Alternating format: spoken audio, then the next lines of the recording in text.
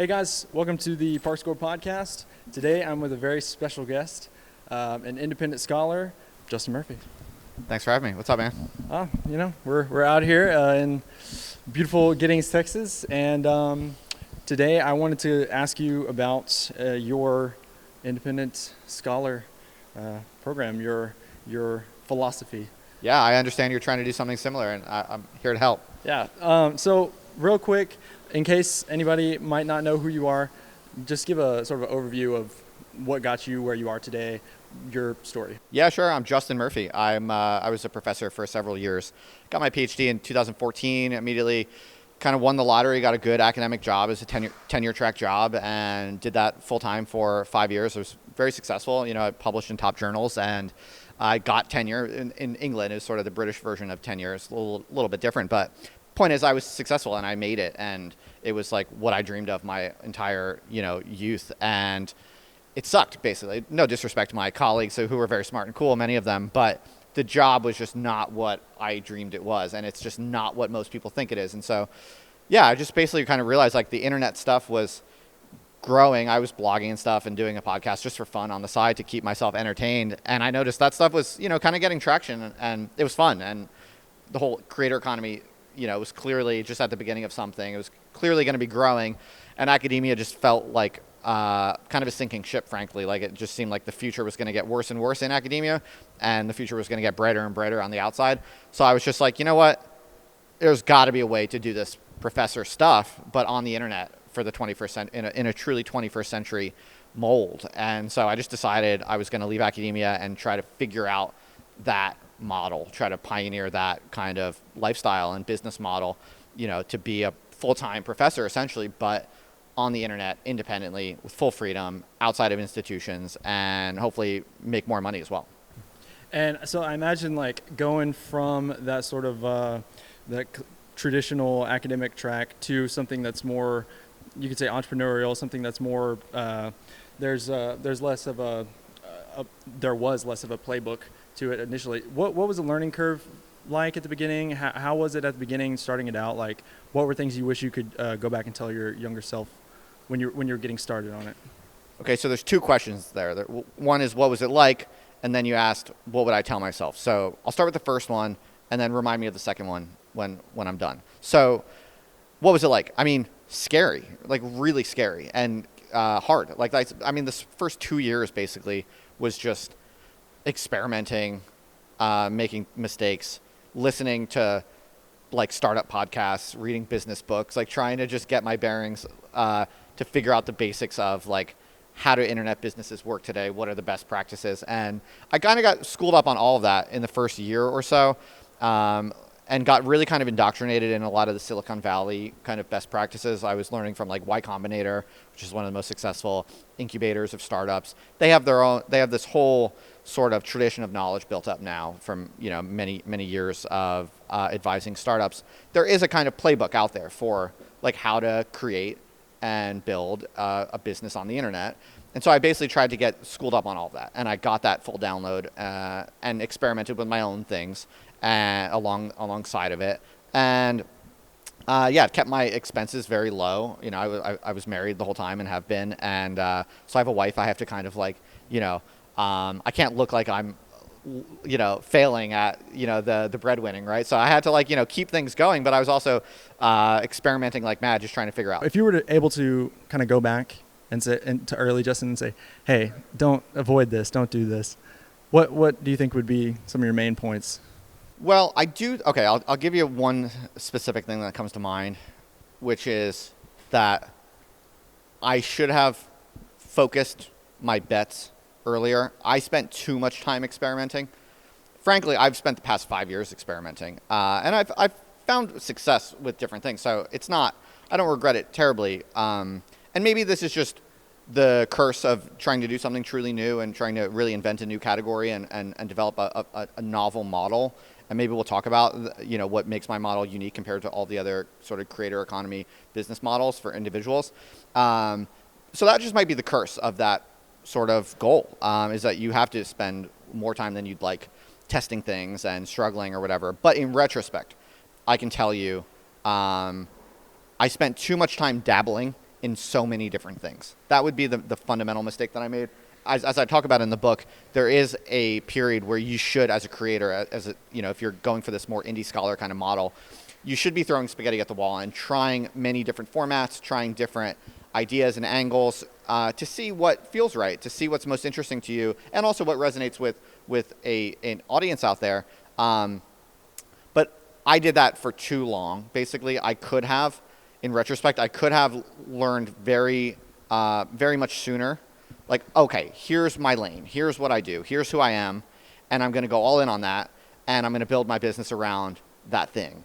I probably knew that in my heart of hearts, like 2 years after leaving academia, but I was scared. I was too scared. I felt my thought process at the time was a very anxious and nervous, fearful one, and an immature one. It was, I can't just do the thing I'm most passionate about because that's irresponsible. Like, surely if I'm going to build a real business and be successful, I have to do a lot of things I don't want to do, and I have to eat sand. And I had this kind of like mentality where, like, to be responsible and successful, I had to, do the mature thing, which is the hard thing, which is the stuff I don't want to do. And so that was kind of the mentality of like, I spent all this time testing, being more sure that this would work, taking on side work because I was afraid I wouldn't have enough money. It was just a lot of anxiety and doing too much, testing too many things. So to drive it home, if I could do one thing differently, I would have realized much sooner, oh, okay, here's what I'm interested in. Here's who I am.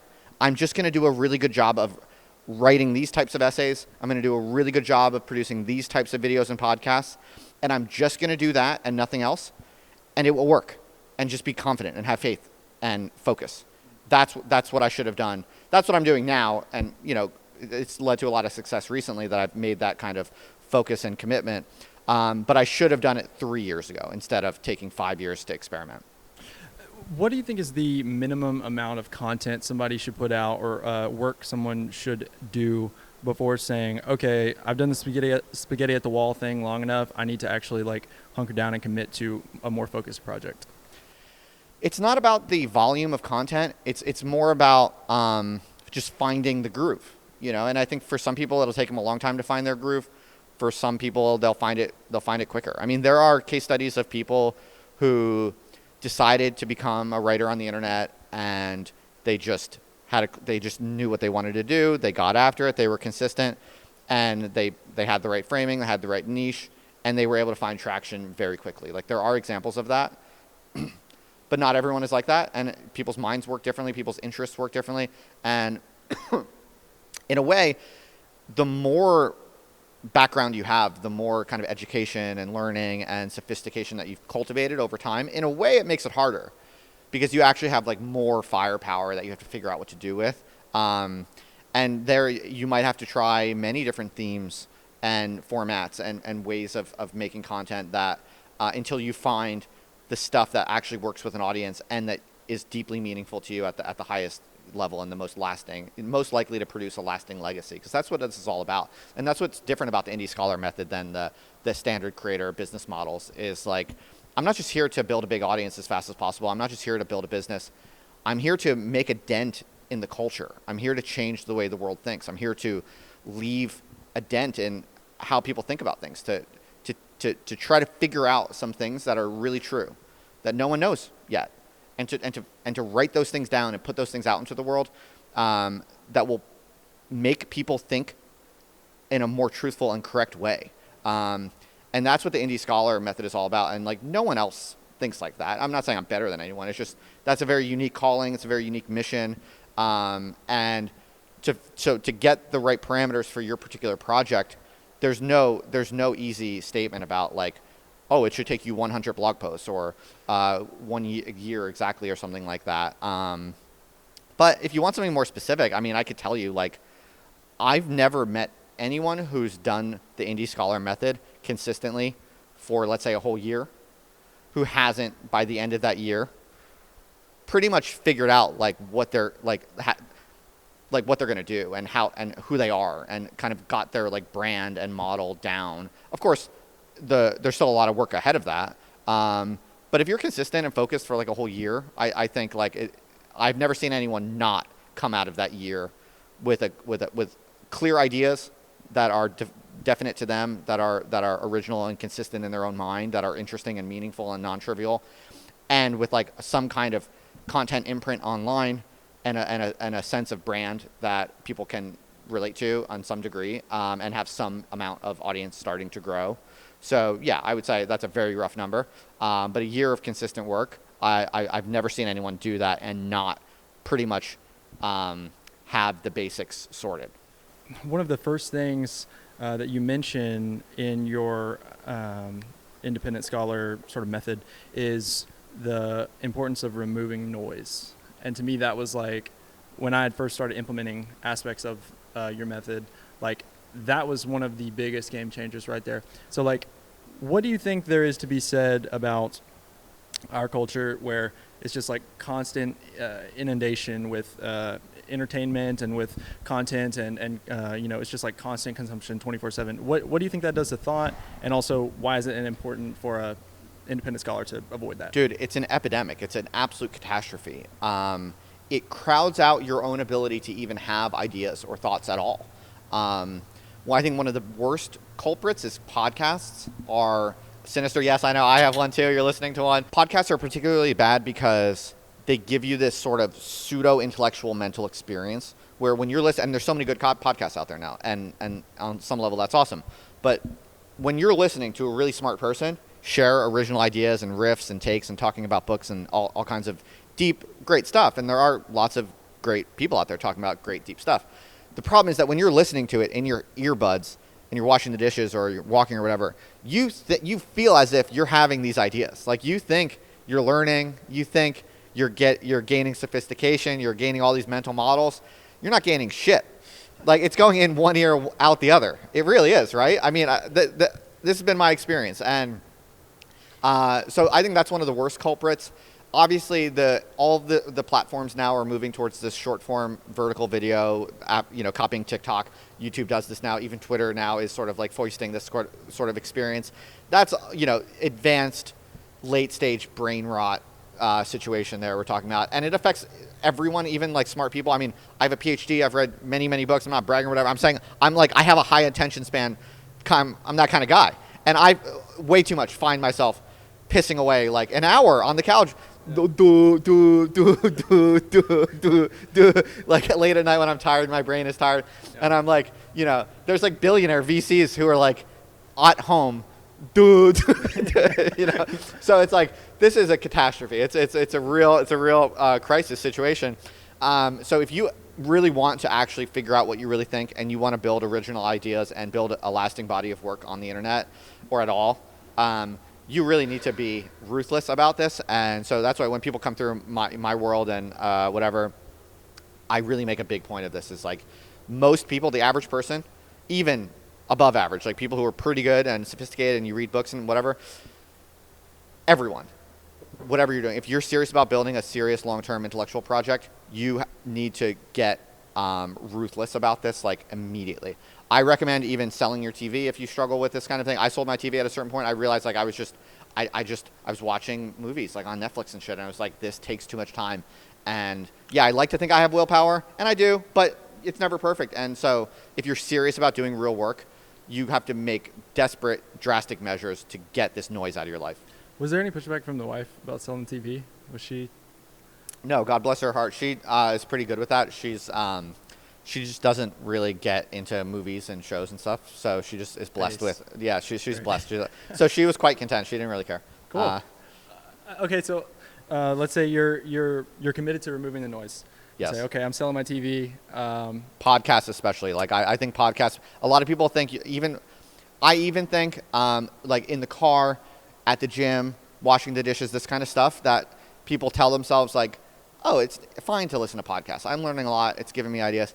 I honestly think no. Like I think that especially if you're going to know if you're this person, if you're this type of person.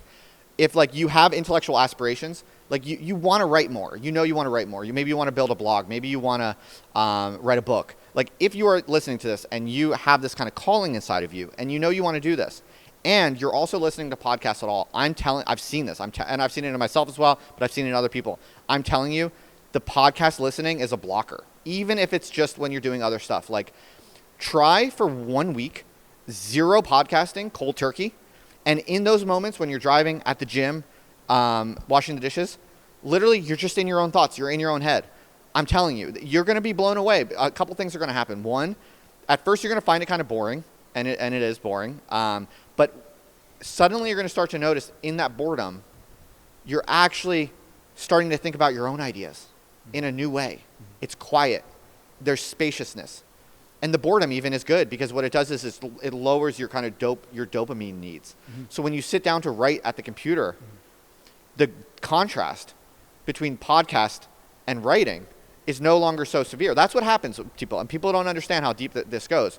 If you're used to someone else pumping the most interesting, edited, polished ideas at 1.25 speed into your ear, and you do that on a daily basis, guess what? When you sit down to write at your computer, it's going to feel really boring and painful and slow. It's going to feel so painful, because it is, compared to just getting that stuff piped in, right? When you actually have to build it word by word yourself, it literally is harder to do that when your baseline is like these geniuses talking into your ear at 1.25 volume. It is not good for you. It is not helping your mind. It is not helping your writing. Go cold turkey on the podcast. You're going to get bored. Your mind is going to slow down, and it's going to start to fill with your own ideas. And when you sit down to do the writing, guess what? Your mind is already pretty slow. You're already kind of bored. It's good. If bored is slightly your baseline, that's a good mentality to go into writing with, because when you start off writing, guess what? It's boring. It's hard work, right? So you're resetting your baseline in all these different ways. I'm a big believer of this.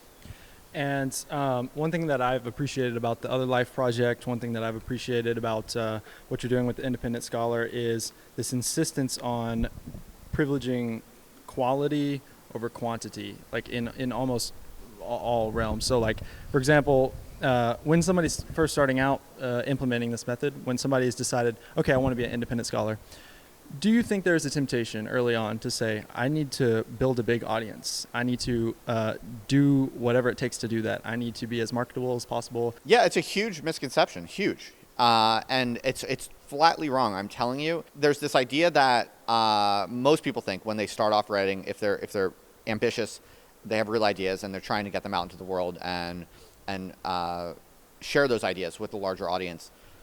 People naturally and immediately start comparing themselves to like big YouTubers or whatever, or like on whatever platform you're working on, you sort of naturally sort of look to like, okay, who's the best at this? Who's winning this game, right? And you compare yourself to that, and this is a natural thing to do. But if you do that, you're immediately going to feel like a loser, like total loser. And even for years, you might feel like a loser, because there are ways to do that. And there are playbooks for that. Don't get me wrong. If you want to just get big on Twitter, you can go do that. If you want to get big on YouTube, you can go do that. There are playbooks for that. There are people who will teach you to do that, whatever. The Indie Scholar method is very different, and it's very distinguished from those models. In that, if you do that, your content is going to be sort of downstream of what you need to do to grow. And I don't judge that. I don't think there's any disrespect. I have no disrespect for that if that's the game that you're playing. But the Indie Scholar method has to be different, because the whole point is, what do you do if you're just reading deeply and thinking deeply, and you actually really do have original ideas that are weird and advanced maybe in a particular academic domain or in a particular artistic domain. And so this is a form of true knowledge, of true original insight and value, but it's not going to always map on to the playbooks for like building a massive audience. Just for the obvious reason that there really are not that many people out there ever, in any time and place in all of human history, that want to consume highly advanced, difficult, creative, and original ideas that don't easily map on to known ideas. That's part of the problem, is like it takes a totally different type of person to read academically sophisticated, really, genuinely original, interesting, creative stuff. It just does. One thing you can do is you can do your original long-term project and then have a kind of side operation where you're chunking things off in a way that's more sort of pedestrian and viral and optimized for growth. And, you see this like with like Twitter threads or whatever. Like, there's a way I can do my original research on one side of my brain and then, carve out a day of the week where I'm doing the corny Twitter threads that grow according to the formulas that everyone does, like the Think Boys or whatever. That's a way that you can do that.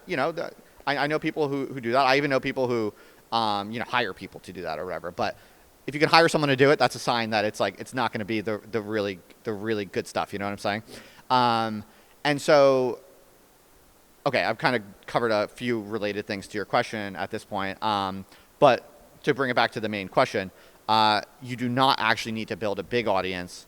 You can just build a small elite audience. And that's what I've learned, and that's what I've proven, to a degree that people just don't realize it yet.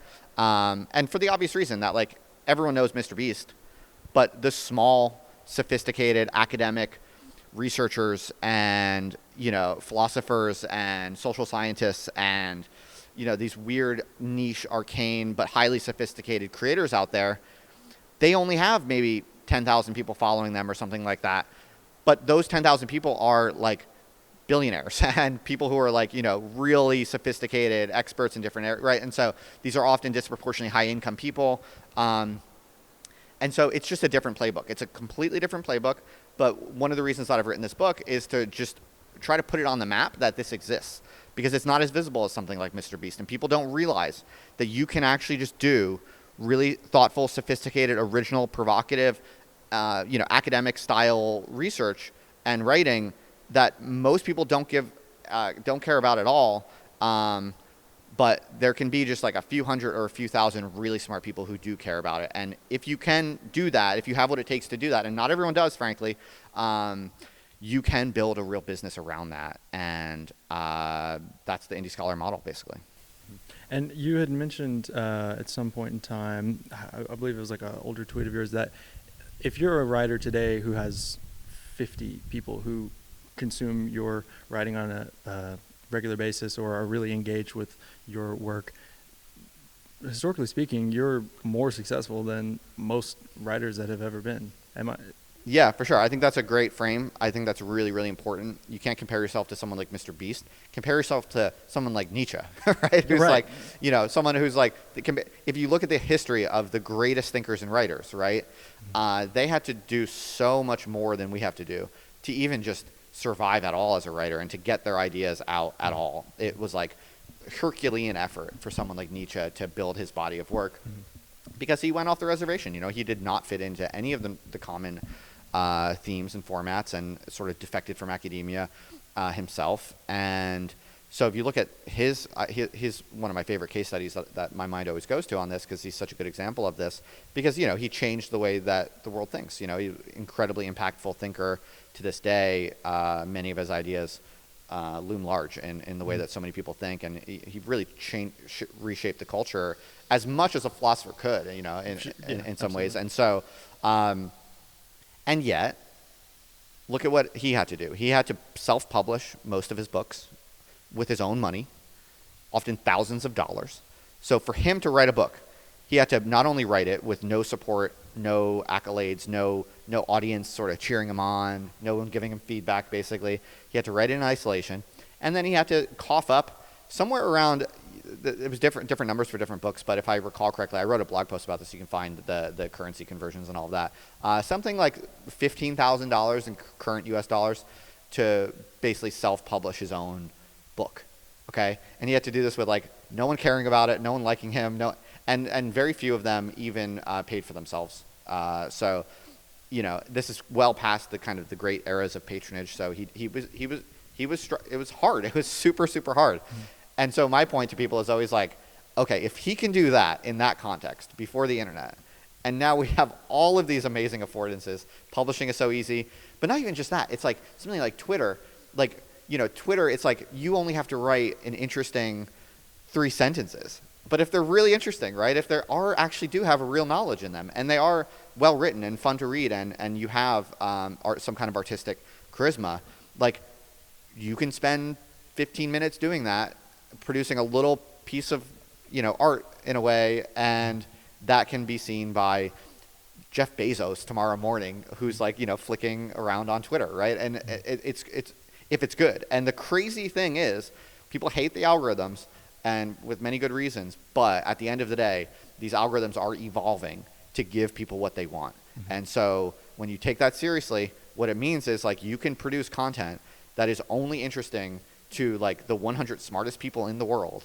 And if you do that, you might have to stick with it for a while, but it's going to actually get to those people. And that's crazy. And it's going to do it pretty quick, relatively quickly, and at relatively little cost to you. And so it's like, people tell me, it's so hard today to be an academic. It's so hard today to do original research. It's so hard to fund, truly creative, deep, meaningful work. And I say, bullshit. It's never been easier. If you actually have something to say, that's the hard part. Right. Recently, I'd written a piece recently about Brian Eno. He had an interesting sort of idea when it came to funding his art, or just people funding their art or their creation in general. And he had said that feeling like you need a ton of money to fund whatever your creative project is usually a sign of a lack of creativity, research, and just in general efficiency. I wanted to circle back around to Nietzsche. So something that was really interesting about Nietzsche to me is, he did not have a following very much in his day. And today, you could say he is definitely one of the most influential philosophers of all time. And what's interesting about Nietzsche is that both the modern left and right seem to have taken his thoughts and went different ways with it. In a previous interview, you had mentioned that you don't really classify yourself as either left or right, and yet I'm sure many people would try to pin you in certain groups. What do you think is the importance for independent scholars in avoiding sort of falling into these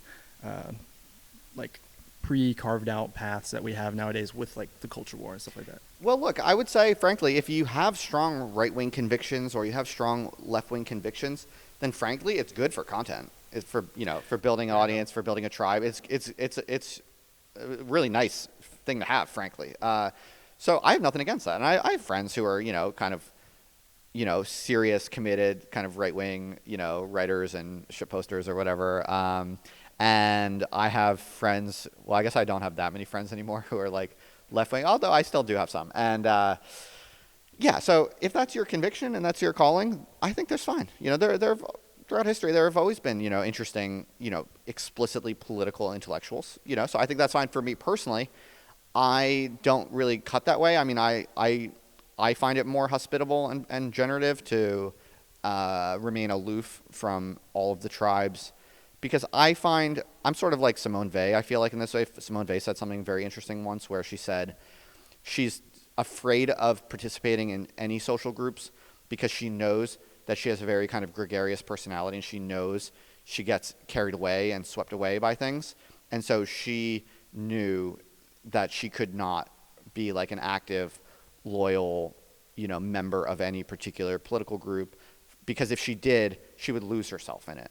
And I've spent some years of my life, on the radical left, and for some time I was, really interested in that, and I was very kind of swept away by revolutionary kind of ideals, and I love that. So I love crazy ideas, right? I love, passionate, extremely passionate ideas, and right. And so I know this about myself, and so if my thinking and research and writing and my creative work is explicitly sort of aligned with any particular political tribe, I know I'm gonna go off the rails, basically, because I've done it before, Now I'm an older guy now, and my views have changed, and maybe on some topics I actually lean more in sort of the culturally conservative direction, although I remain quite, I would say, socially liberal. I know that if I could double down on that, and I could sort of join the right wing. I have a lot of friends in these spaces, and especially, with Trump probably being reelected, there's a lot of incentive for that right now. It's there's a lot of energy, right? There's a lot of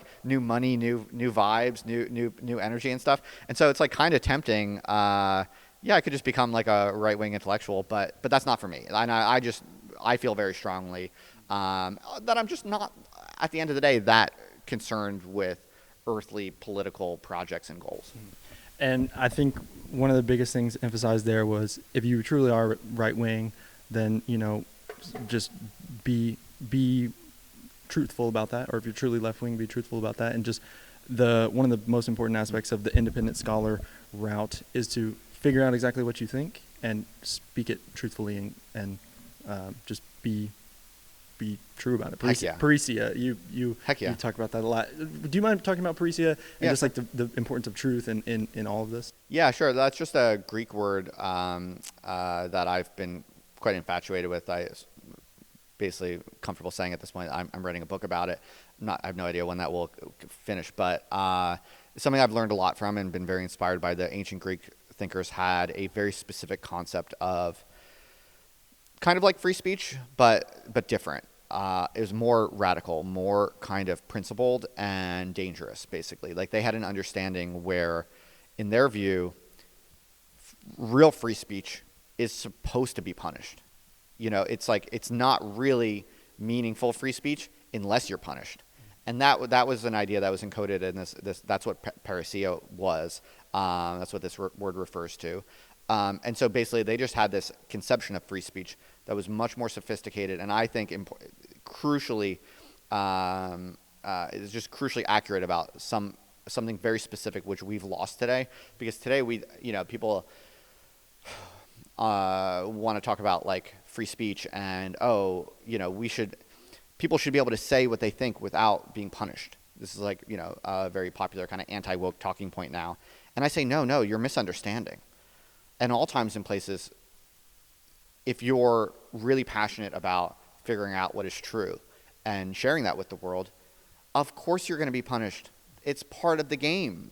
It's literally it's in the fabric and the logic of society to have boundaries on what is respectable, what is tolerable, what is politically correct.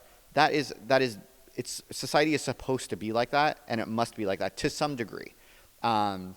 You can debate about like how repressive that should be and how narrow that is. I mean, most sane people I think today agree something has gone terribly wrong where the institutions have become way too narrow and the Overton window is way too small and biased in a certain way. So you can make debates about how that window should be stretched. But you cannot lose sight of the fact that there must be a window. There always has been and there always will be. And the whole point of being a philosopher, being a scientist, or being a truly, called, independent scholar, let's say, is to find those boundaries and to find where the truth is that matters, which people need to hear because it's neglected in some key way, but social convention says you're not allowed to talk about it or you're not supposed to talk about it in that way.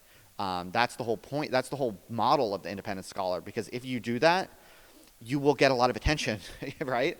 And you'll be worthy of attention.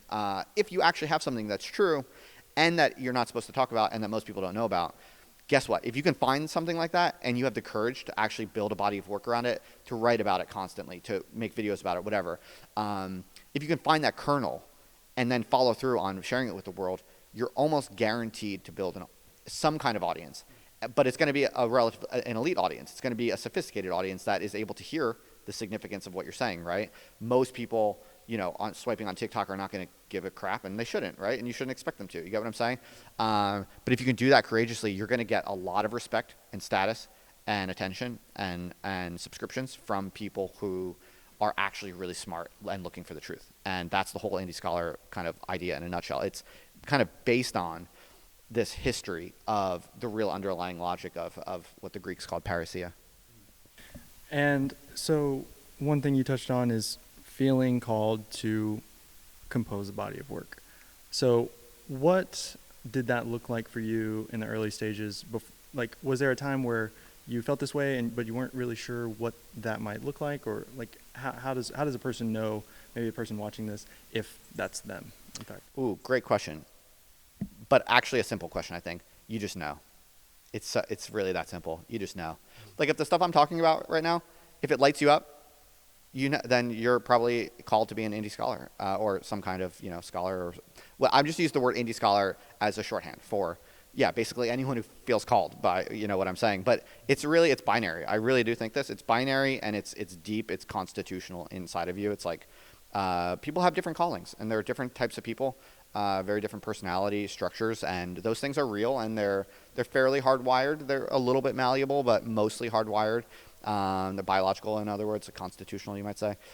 And so if the stuff I'm saying lights you up, and you're like, oh yeah, I've always thought something like that, or I've always felt something like that, and I feel this deep need to usually what it manifests as is someone who has ideas swirling around in their head at all times. They like to read, they like to sort of try to figure things out, figure out what the real truth is. They have that kind of like searching personality, but also they feel just that they have something inside of them that's real. They see some things that other people don't, or they at least feel, if it's a younger person, maybe you just feel like you have the capability of doing that, and you desire doing that kind of work and figuring that out.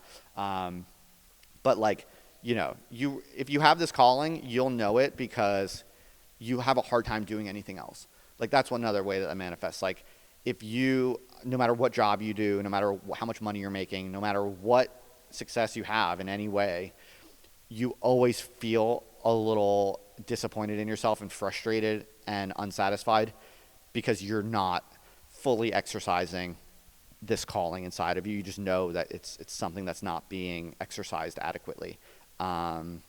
If you feel that and you have that, like, you'll know it. And that's the indie scholar. That's someone who needs to carve out space and time in their life to read more and to write systematically and to publish consistently and to actually get their ideas out there.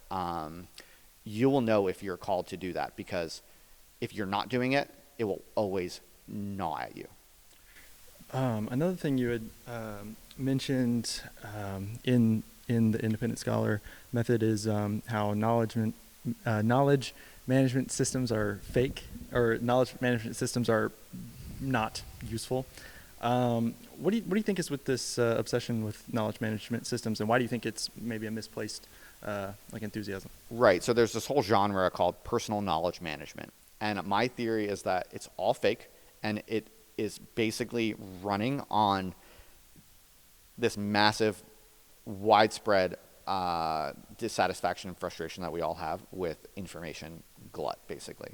So that's my theory of it, is that basically what's happened is anyone who's like a thinking person who cares about sort of art, order and harmony and truth seeking, like if you're trying to sort of synthesize information in a thoughtful way at all in the world with your life, you generally today feel tremendous frustration and confusion and stress and pressure because there's tons of information being thrown at you at all times. In general, there's books, there's articles, so much, right? And you can see it all online immediately if you want to. And you have multiple platforms that are literally churning it at you, one after another, right? So what the heck do you do with all of that? It's incredibly overwhelming, frustrating. You feel as pressure and anxiety, like you're not keeping up. And you also you naturally feel like, okay, I want to harness all this stuff. Like, this is such good stuff. There's good stuff there, good stuff there. Oh my God, what do I do? That is such a widespread feeling of frustration and dissatisfaction that I think it's sort of generated this like snake oil economy, frankly. A lot of it is just snake oil, people selling products that exploit that kind of widespread need. And it's not necessarily sinister. I mean, a lot of, I'm not necessarily saying people are like, dishonest actors or anything like that. I just think when you look at this economy, there's just like hundreds of courses and books and YouTube channels and whatever, all basically preying on this sort of frustration, basically. And some of it is good. Most of it's not. But my point is just the idea that there is one perfect system or one adequate system that if you just follow these steps, you're going to be able to harness all of this information coming at you in the ways that you want, and that you're going to be able to automatically turn this into knowledge products in a scalable way. That's sort of the dream that is often sold. And that is what I think is the particularly sort of sinister bullshit. And some people do this better than others and whatever. But what I argue is that, like, the situation has always been the same throughout time. Like, there is no system of note-taking apps and tools that if you use it, it's going to just suddenly make you smarter and more knowledgeable and more productive and have better ideas. And that's what a lot of these tools, that's how they do the marketing, right? Like, you'll see things like, how to read, 10 books and generate 1,000 good ideas effortlessly, right? It's like, this is the kind of stuff, right? And it's like, no, it's hard work no matter what. It's heavy lifting no matter what. And literally at the end of the day, on some level there is no solution to the info glut problem. Really, there's no like logistical solution. There are tools I might recommend as better than others or whatever, but like none of that is going to solve your problem. Literally, at the end of the day, it's a matter of brute force, basically. Like you have to sit down with a piece of paper, whether that's digital or physical paper, and you need to actually just through force of will, just the most old-fashioned, simple mental force. You need to say, okay, I think this is important. I see an original idea here. I'm going to do the work of the research and the cultivation required to manifest it and develop it. And I'm going to sit down and I'm going to put one word after another. And, you know, when you remember a resource, you cite it.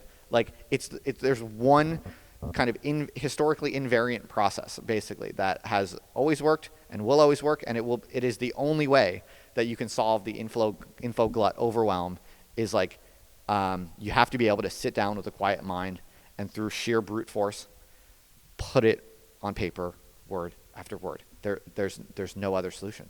But if you can do that consistently, then congratulations. You suddenly don't know you've solved the problem. Like you don't feel stressed. You don't feel overwhelmed. If you're just every day consistently putting your thoughts into words in a meaningful way. Jump into a slightly different topic. One of the things that was really interesting to me whenever I read The Independent Scholar was you made it a point to say avoid self-deprecation in the beginning.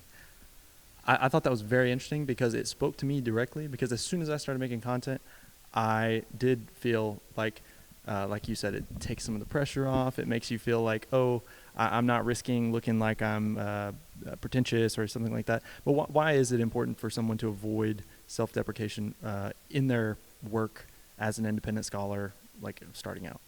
Are you talking about sort of not belittling yourself, or are you talking about not hyping yourself up too much and creating pressure? When I read it, the way I took it was you kind of saying, hey, take your work seriously.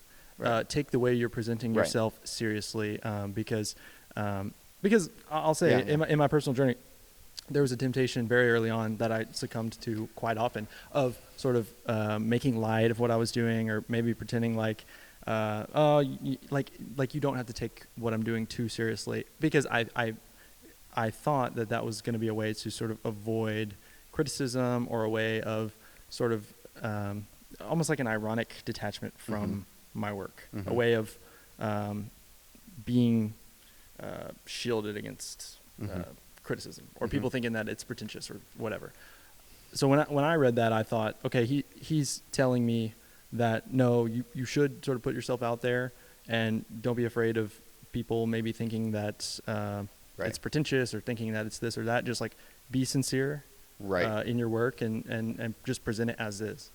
If you're interested in real ideas, like original ideas and stuff that's sort of rooted in history of philosophy and stuff like this, or history of art, or whatever your discipline might be, the fact is, like, if you're really interested in that, you got to bite the bullet that, like, of course people are going to think you're pretentious, right? It's like, whatever. Like, it's like, but you have to go by your own passions and your own feelings of this matters, you know? And it's like, you're not trying to like, you know, act like a professor, or like be, you know, super impressive or something like that, because then it does get pretentious in a corny way.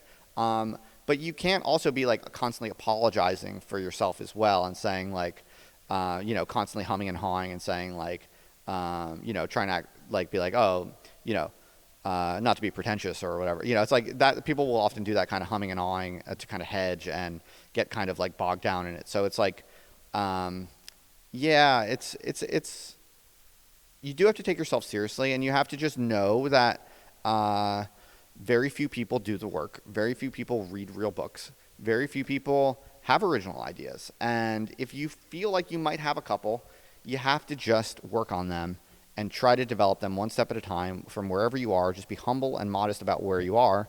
Don't try to act smarter than you are, but also don't, you know, prostrate yourself and apologize, you know? So it's like, it's a balance. And that's kind of why I asked the clarifying question, is because some people will mess up because they are trying to be something that they're not.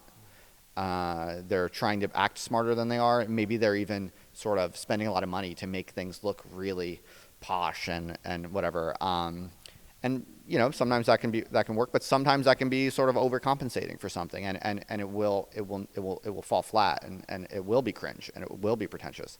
But yeah, the other mistake that is common is people start off and they're like, they feel like insecure and self-conscious and self-deprecating about it all because they're afraid to sort of show up as the person you want to be. I mean, it's essentially just practicing the highest version of yourself. You know what I mean? So it's like you don't want to pretend to be such a high version of yourself that it's absurd and you're nowhere near that. So you're just pretending.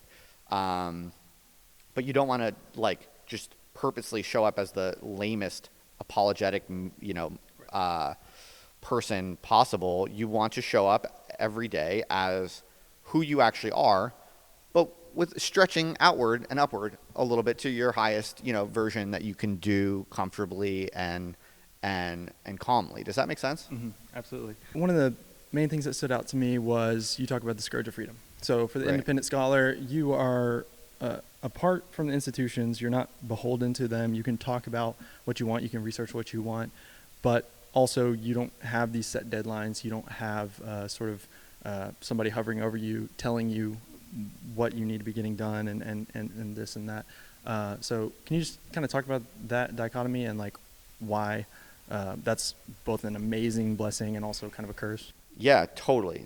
The best thing about being an independent scholar as a full-time job is tremendous freedom. I mean, I'm pretty much cancel-proof. I can write about any topic I want pretty much, and if it's interesting and meaningful and original to some degree, my audience will be interested in it, and if people don't like it, there's nothing they can do about it. And so that's amazing. It's a great privilege. Also, like disciplinary, I can move in different directions if I want to, because I'm trained as a social scientist, really, and that's my real bread and butter as a professional. But I now mostly write about philosophy and even literature a little bit, but I have no expertise in them, really. I mean, I've published some papers and stuff, peer-reviewed papers in philosophy or whatever, but I'm not like a hotshot, academic philosopher or anything like that. I never pretended to be. I'm just a guy interested in many things, and I know how to study, and I know how to read, and I know how to think, and I like to think I have some interesting ideas that I have the discipline to develop, right? And I'm not, you know what I mean? It's like because of that, I can go into whatever I'm interested in, as long as I do the work and can pull out something meaningful. Then you're allowed to do it, basically. You know what I mean? So I dabble in different things, and that I have some, capability in. But that's an amazing thing for a professor, for an academic, whatever, for an indie scholar. But it's also literally the biggest threat, because one of the biggest values of academia and of more kind of institutional intellectual lifestyles is that they do give you strong guide rails, which force you to stay focused, force you to keep producing, keep publishing on focused topics that ensure that after 5 years, 10 years, 20 years pass, you have, made a dent in something more or less real. Of course, academia, a lot of it's not real anymore, but if you're in a good discipline and you're doing the good work, like even still in academia, they do this. This is what academia is good for, and the best professors benefit from it tremendously. It's a powerful, powerful structure. So if you go independent, you're losing all that. And the threat, which is incredibly real, very, very powerful and forceful threat, which is omnipresent for me, and if I fail in the long run, this will be the reason why, most likely, and most independent scholars that this is true for, is that with this freedom, you can just dissipate. You can just sort of, before you know it, you have your finger in 100 different topics, 100 different books. You're not really making progress on any of them. No one really knows you for anything in particular. You haven't gone that deep in anything. And a few years pass, and before you know it, you sort of like lost all of your edge. You've lost all of your focus, and now you're just sort of like this diffuse, dissolved blob who kind of knows a few things about a few things, but nothing very interesting and nothing very forceful or original or powerful or significant. That's the biggest threat. And as an indie scholar, I feel it all the time, and I see it, and even for weeks at a time, I might suffer from it, or maybe even months at a time, I might suffer from it. So I'm still like, I'm still in the early days of like proving out this model. I'm like coming up for air, and I wrote this book, and I'm starting to do interviews to kind of share what I've learned more confidently right now, because after 5 years, I mean, I've done it, like I'm doing it, and it's awesome. But I can tell you, I still struggle with that, and I probably always will.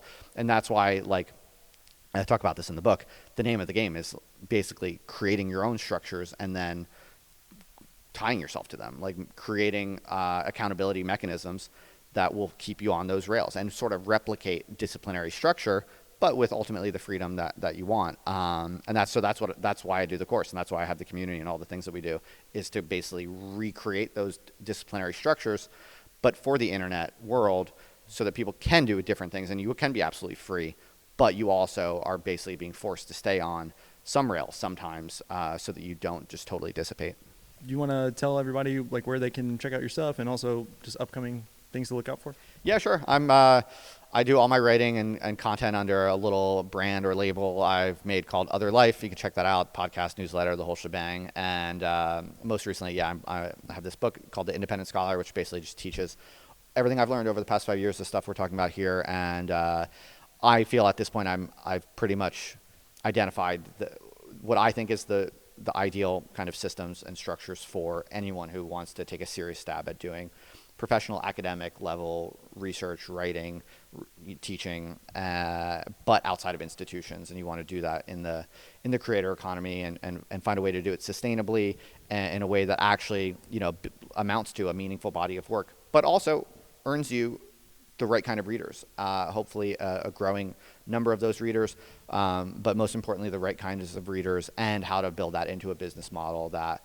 at least some people will be able to turn into a full-time living. I'm one of the only people I know who's done this, but, and I don't want to, I try not to overpromise people, like this is not some kind of like, buy my book and here's how you'll make $1 million in a year kind of thing. Yeah, no, it's hard. Right. I don't expect that many people, frankly, to be able to like do what I'm doing full time and make a good living doing like what I'm doing. I don't expect that many people to do it, but I mean, I expect at least in the next 5 years, I expect to see at least 100, 1,000, maybe 10,000. So it's not nothing. But I do not expect that, and frankly, the future is open. I don't actually know. All I know is what I've done for myself. It's working, and I think it's got a lot of room to run. I think I'm going to be able to make it all much bigger and even better. And I think there is a clear path to basically doing 6 figures, within a couple years if you have the skills and if you have what it takes. I think there is a reproducible playbook to build a full-time business model on this according to the lines that I have done for myself, to break into that kind of like six-figure kind of like annual income, basically being a professor on the internet. I've tried to lay out the playbook to the best of my ability. As for how many people can do it, how many people are going to do it, I don't know. I don't want to oversell it, but all I know is I've done it and I've laid out the playbook, and I want to see more people do it. I think more people can do it. I believe, I hope that we might be at the beginning of a much bigger movement, a much bigger kind of phenomenon, because I talk to a lot of people who are interested in doing this kind of stuff. So now it's time to see, it's time to share everything I've learned, and let's see how many other people we can get doing this, and let's see if we can build a movement. Because that's the other thing, is I think the more people doing it, the easier it becomes. So that's why I do all this community building stuff, all this sort of extra infrastructure that I've done, like the course and the community, is because this is just the beginning. And I think in a world where there's maybe even 100, maybe even 20 like full-time independent scholars working in the world, all of a sudden that becomes a thing that was never here before. And once there's a thing that you can do that was never here before, I expect more people to do it. And then you have more collaborators and you have more interlocutors, and the audience for this kind of stuff grows. So that's what I'm trying to do with my book and with my project here. And so you could just search it. It's called The Independent Scholar. And it's a print book that you can get if you're interested in doing this. All right, guys, check out The Independent Scholar. This was Justin Murphy. Justin, thank you very much. Dude, thanks a lot for having me. And I appreciate what you're doing as well. And I really look forward to seeing you build up your project. I think you have great potential. And I'm here to help if I can. Thank you.